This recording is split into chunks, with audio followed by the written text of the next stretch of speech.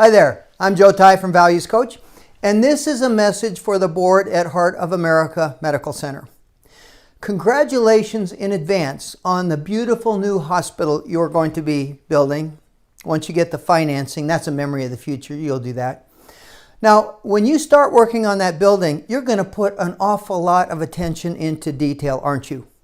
You're going to start with schematic renderings. We want this place to be beautiful from the outside. You're going to do schematic drawings on the floor. You know, we should move this room over here, or maybe the emergency department should be on the other side of the hospital. You're going to have landscape architects come in and do measurements. And then you're going to have people put masking tape out in the parking lot and move things around, make sure this bed comes in this door, okay? And maybe we should put the crash cart over there, or what if we put it out in the hall? And then you're going to have committees working on carpeting and wallpaper, and then you're going to get it into final design construction documents, and you're going to have a pack like this that you're going to give to a contractor, and they're going to go to work, and then you'll have change orders along the way. And that will have almost no impact on patient satisfaction or employee engagement, will it? The things that will affect how your employees feel about working in this brand new beautiful building and how patients feel about the care they receive in this brand new beautiful building will be determined by what we call the invisible architecture, the blueprint behind the blueprint. And almost every organization that builds a new hospital completely disregards the invisible architecture, which is why so often you open up a brand new beautiful building and a year later patient satisfaction has actually gone down because you raise expectations with this beautiful new facility and move in the same old attitudes and behaviors and relationships and culture, and the gap between higher expectations and the same old experience gets even worse. That's why Eric and his team will be working on what we call a cultural blueprint for the invisible architecture that you're going to move into this beautiful new building. Now, we use a construction metaphor for invisible architecture, where the foundation is core values. And your challenge is to define core values that establish who you are and what you stand for and what you won't stand for, and to avoid the temptation to just do boilerplate. You know, the I care values, integrity, compassion, accountability, respect, and excellence, that do absolutely nothing to differentiate you from any other hospital, or for that matter, to inspire your people to go above and beyond what is really a pretty minimal standard. What are the values that make you special at Heart of America?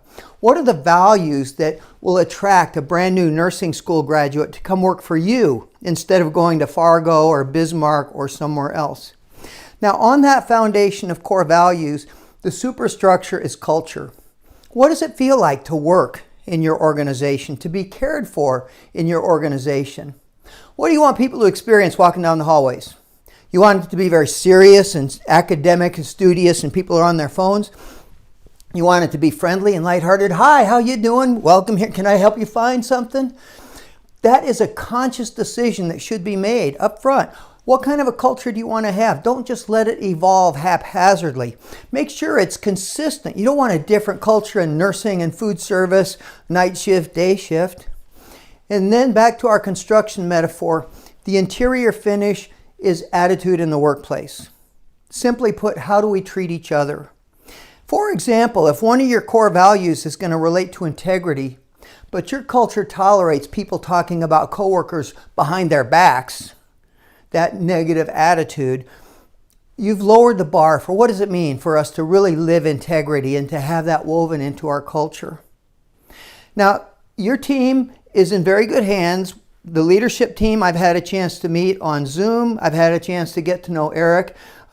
You've had challenges in the past, and they're more serious now with COVID than ever. They're going to continue to be serious. So here's your role as a board. And you know this. First of all, your role is to help create that vision of the future. So to be involved in thinking through what is our invisible architecture going to be. Your role is from 30,000 feet to provide oversight, governance, making sure that you're hitting quality and financial targets. It is not to micromanage the organization. That's why you have Eric. But your role is so vitally important right now, up front, to determine the future trajectory of where your hospital is going to go for the things that are not visible to the eye, but that are so important to the employee and the patient experience. And of course, we at Values Coach are here to help you in any way that we can.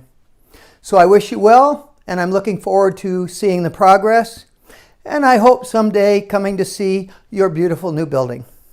Thank you.